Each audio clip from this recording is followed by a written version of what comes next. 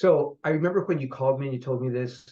First of all, I didn't believe it initially, and then after I kind of got over the shock, all of a sudden it just didn't even make sense. Hi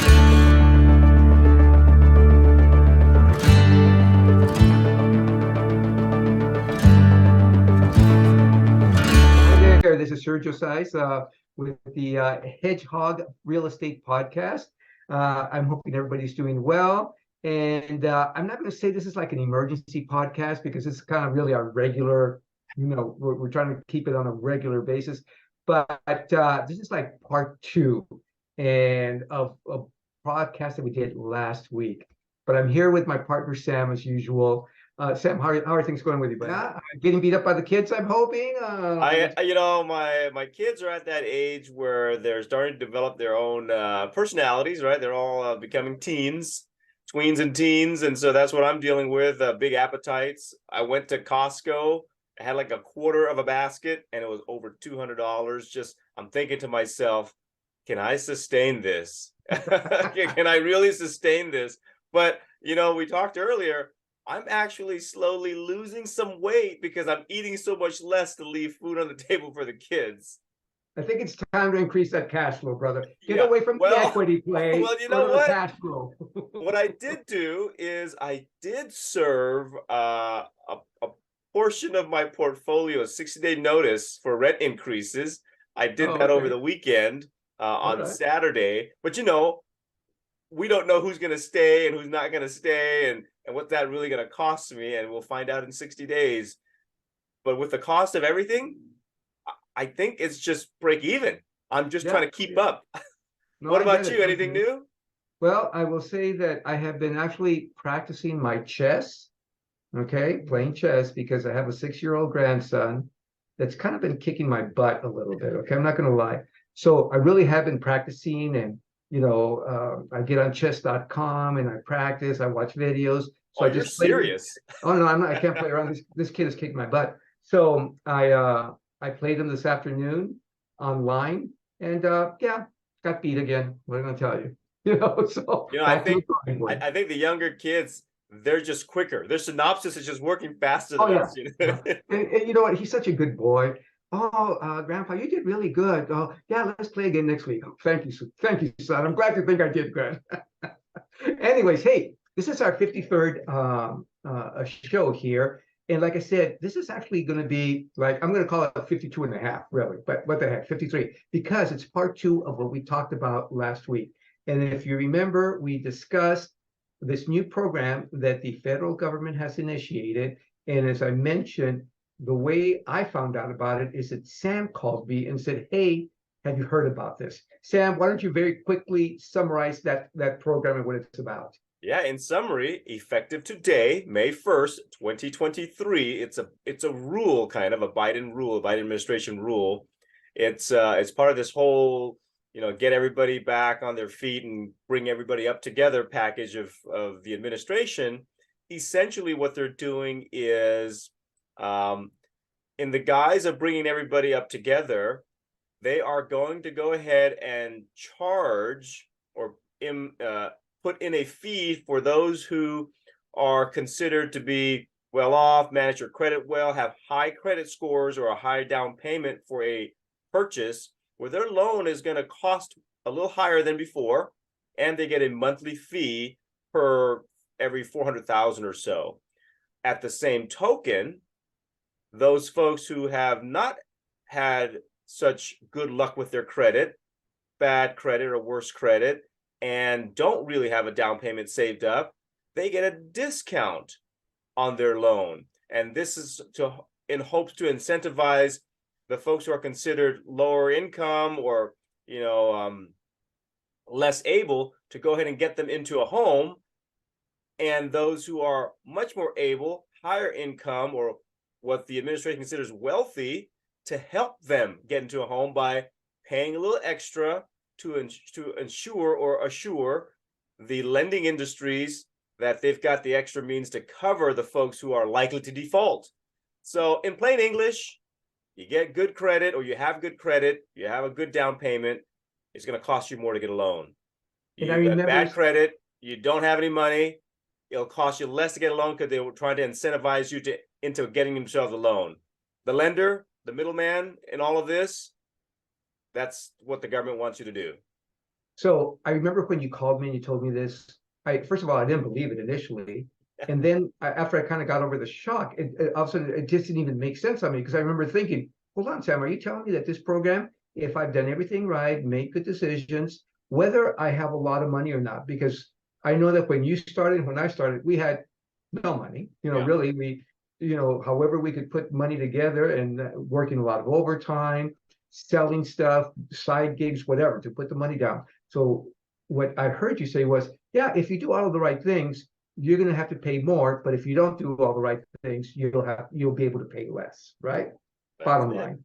So today I'm talking to Sam, and we reminded each other about, oh yeah, hey, today was the day of the program. And then Sam says, yeah, you know what? I have a friend of mine that just called me trying to get a loan today, and here's what happened. So why don't you fill us in on what happened? Well, yeah, I got a friend of mine trying to get a loan in Orange County to buy a home, and was told by the lender, hey, just so you know, there's going to be a bit of a discrepancy now in the rates. You got really good credit, but you're going to have to pay half a point higher than you would normally, because had you had bad credit, you would have paid half a point less effective today.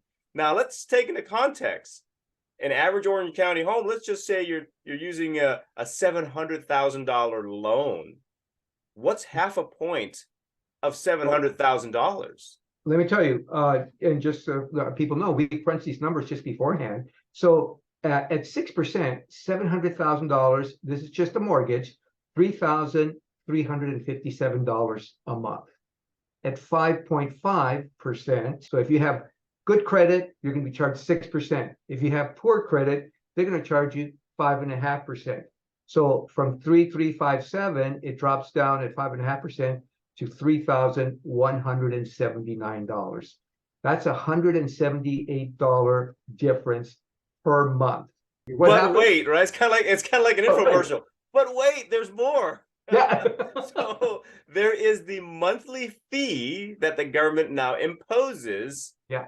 On those who have good credit or high down payment. And that's roughly $50 a month. So not only do you have to pay a higher rate, they tack on a $50 fee, at least at this level, right? Because if it's probably higher, it's probably a little bit more. If it's a lower loan, maybe a little bit less. But regardless, it is an extra fee. Now we're at $228 a month. Oh, yeah. I mean, yeah. Yeah. And that translates to $2,736 extra dollars per year. Yeah. And like you said, if you are a median income family with a few kids, and I can tell you they eat and they spend a couple $100 more a month, that's a make or break a deal. Yeah. No, absolutely. Absolutely. And you know what? I mean, I feel bad for your friend. I'm glad we got the information, because last week we were just kind of talking, just like, oh, well, what if it was this? What if it was that? And all we were doing was talking about a $50 a month difference. Remember that? And you gave that example about, well, you know what, if you buy an investment property that's giving you $300 a month, all of a sudden you've lost $50. Now you're down to $250 a month. So you've lost a fairly high percent right there, right? I mean, I'm just trying to, I don't know. Oh no, we were talking about if the average investor was trying to get $150 cash flow per door, if they got a lot of doors, well, they just lost a third of it with the $50 fee per month if it's just for one door. But that's the thing. They are not out there publicizing the fine print. It's not just a fee, but also your rates are different. Are being crazy. So really, last week we were just talking about $50 a month. Today, now that we have some solid information, the reality is that in 700,000 in Southern California, it doesn't get you much. It doesn't get you much. It's kind of like your average. It's unfortunately it's the average house. I mean, I know that if you happen to be listening to this and you're in Alabama or Indiana or Missouri, you're thinking 700,000. That's, you can buy a mansion. No, you get a Sergio, I live in a middle, maybe slightly below middle to average area, right? Okay. I've got Mhm. a house across from me that just sold, uh, like a 15-day escrow. It's about, I don't know the exact numbers. I think it was about 900 square feet, maybe 1,000 square feet, with a tiny Okay. one-car garage on your typical 5,000 square foot lot. Over Yeah. $700,000. Yeah. So we know Crazy. that probably in Orange County, which happens to be a little bit higher end, depending on where you're at, by and large, than LA County overall. Yeah, $700,000. We're probably talking. I mean, I know your friend didn't give you the exact number and stuff. I wouldn't be surprised if it was probably closer to 900,000 when Oh it's yeah. all done. Because if you want a relatively nice 3, 4 bedroom home in, let's say the nice part of Anaheim, or some other, heaven forbid it being one of the really nice places. Now you're talking a couple $1,000,000. But anyways, 700,000 is just average down here. It's like saying 300,000 in Indiana. That's the average. So Yeah. it's going to work out the same. It's just the averages, right? And to have a $228 hit per month is just crazy. It's just That insane. wasn't there a That day wouldn't ago. be there otherwise, right? It Yeah. just wouldn't be there. Just wouldn't be there. You Yeah, it's know? crazy. I mean, I think I think everybody can agree this makes no sense. No. Yeah. You are now disincentivizing hard work. Yeah. I What mean, happened to the principles of America, a capitalistic society that is based on merit, meaning you work yeah. hard, you get rewarded? It's not Right. happening anymore. No, exactly. You're absolutely right. Why worry about, you know what? I'm going to be at our local church. I'm going to be teaching a class on how to get out of debt so that you can increase your credit score. Yeah, maybe You you need know, to rethink that. I might have to rethink this, because Yeah, why tell these people a lie now? Oh yeah, no, get your credit score, because usually what you say, and I know you told this to your buddies and friends, if the better the credit score, the better risk you are, the less the banks will charge you. yeah, That's gone out the door. That's not true anymore. yeah. So I I'm mean, almost there's probably more to it. I mean, this is day one. This will okay. come out, and but I think you and I have both seen that more of this is coming out now in these last few days. Yeah. But it's funny that it was kind of slipped into the shadows, and all of a sudden, bam, it's here now. The only thing I can think of is that we are in the election year, Yeah. and depending on how it goes, perhaps the administration will reconsider, or a new administration will just go ahead and rebut it, rebuke it, or revoke it. People are Yeah. starting to find out Oh, now. They're getting multiple people. smacked in the Actually, face. I have another one who just sold a house and are planning to buy another house, and this is coming up. Yeah. So all the things that you had planned for had changed. The one good, I guess, silver lining of all this for the folks who are watching, hopefully it's current. Remember, right now we're May 1st, 2023, is that rates are kind of trending back down a little bit. Kind of weird these last couple of weeks. However, in about a week or so, the Feds are meeting again, and they're expected to raise The their Fed fund internal rate. borrowing rates by another quarter. Yeah. That doesn't really affect us, but it does, because although it's not directly correlated to the actual, lending rates to the public, it does have a lot of influence based on the mood, the tone of what the federal bank, the central bank sets. It gives either a confidence or a lack of confidence to the lending institutions out here that we deal with. Absolutely. No, Yeah. yeah. It'll be interesting to see how things play out. You know what? I mean, I remember at the beginning of the year, when we were talking, that I remember thinking, yeah, you know what, interest rates will go up for a while. They'll come back down, because as we get closer to the end of the year, the election campaign will be in full force. The Fed has already said it'll have inflation under control. So all these things are going through my mind, right? Yeah. And then you get a curveball like this. Yeah.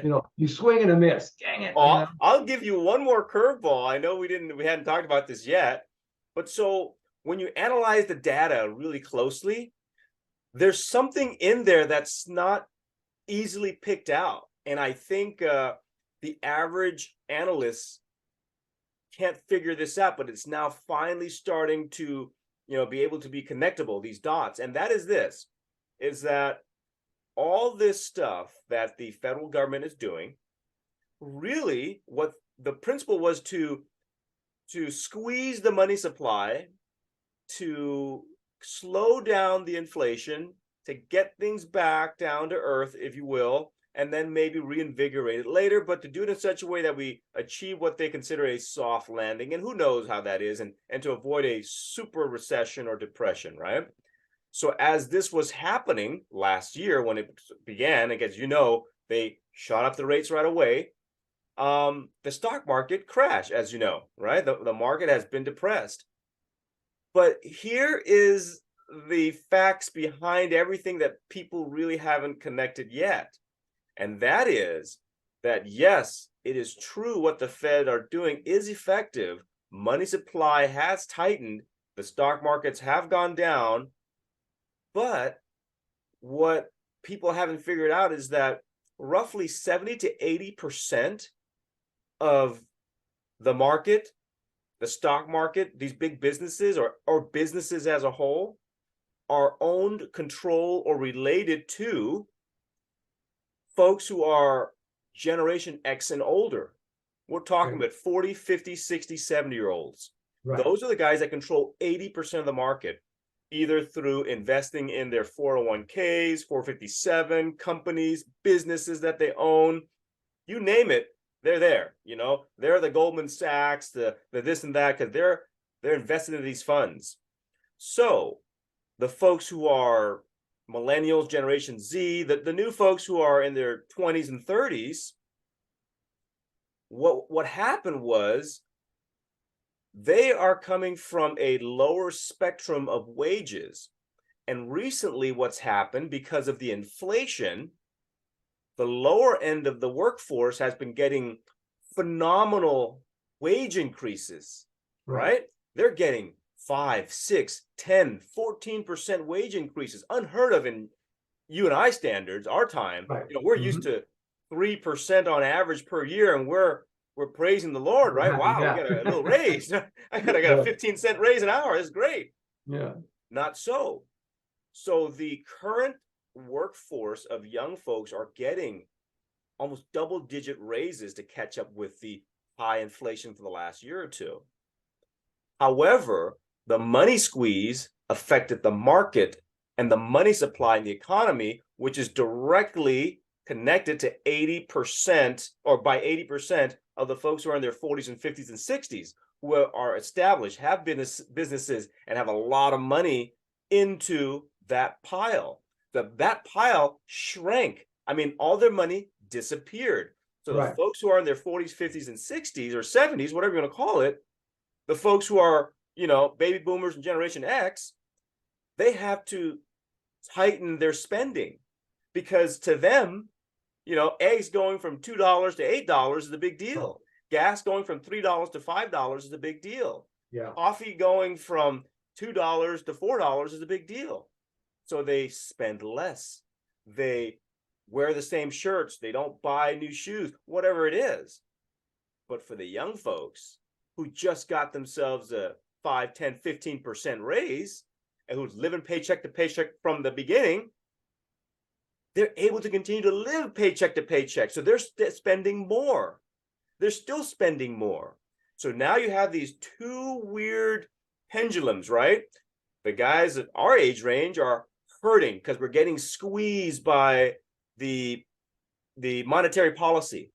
Right. The guys who are in their 20s and 30s, they're living the same way. They're not thinking about investing down the road. They're living day to day, paycheck to paycheck. You only live once lifestyle. And they continue to spend more as they make more, but they're in that realm that now what happens is, in the big scheme of data that the federal bank is looking at, hey, we got to keep on squeezing the money supply because people are still spending. What's going on? And as they keep on doing that, the younger guys keep on fighting for higher wages because they're starting from a lower amount. The older guys are just getting squeezed harder and harder by the tightening of the money supply. It's a weird dynamic that no one connected the dot, because the government keeps on saying every time they come out to announce, we're monitoring the economy. We notice that savings are lower. We notice that spending is still up. The gross domestic products are still high, and this and that. But who is contributing to those data sources? And what is really happening behind the scenes? Well, like I just said, our generation, we're getting squeezed hard in our finances because as the stock lowers, our net worth just shrunk. The younger generation, as it inflates, they just keep on making a little extra money to live paycheck to paycheck and spend more. The vicious cycle of the Fed seeing this, squeezing even more. It's just weird. I don't know if you agree with me. No. This is just kind of what I'm seeing. I agree, and that's why the Feds are going to increase. Yeah, but then who does it affect? It affects the guys who have money tied into the economic system, the guys who are older. Yeah. Young kids don't have money in this system. So they're just barely in the workforce. Yeah. Of course, on the negative side for them, they're also just thinking, I got that raise, and for whatever reason, I still feel that I'm losing money because they are to inflation. So. Oh yeah. So I think what this does, what it translates to ultimately is it's going to push out their wealth building ability farther. Yes, I agree with that. 100%. And it's always that complaint. Oh, you guys are not the same. You guys were able to buy your house in your 20s and 30s. We can't do that. Well, of course, it's because of this. Yeah. No, so true. So true. Anyways, great discussion, because I think that it was just amazing how we had that one discussion yesterday or last week, and then today, bam, it actually really happened. And it even impacted someone that you personally know. So I hope that for our audience, as they go out there to get new loans and stuff, just be aware of that, and hope that, as Sam said, something happens. There's some sort of reaction that causes the Feds to either eliminate this extra fee, because it's just not a good thing, or if there is a change in administration, hopefully that they'll be able to take care of it. Yeah. So, anyways, any final words, sir?